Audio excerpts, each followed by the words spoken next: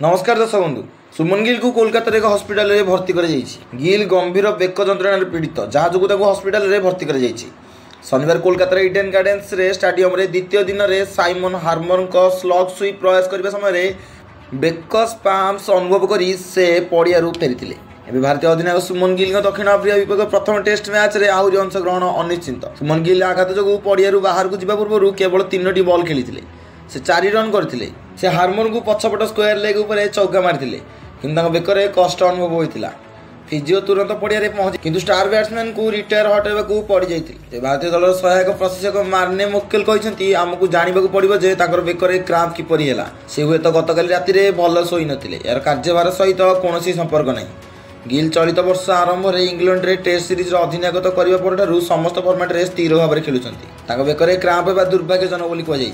Morkel कहते समय को दुर्भाग्यजनक बोली कहते। गिल बहुत फिट अच्छा निजर भल जत्न नियंती। आज सकाଳେ बेकर क्रांप होगा दुर्भाग्यजनक।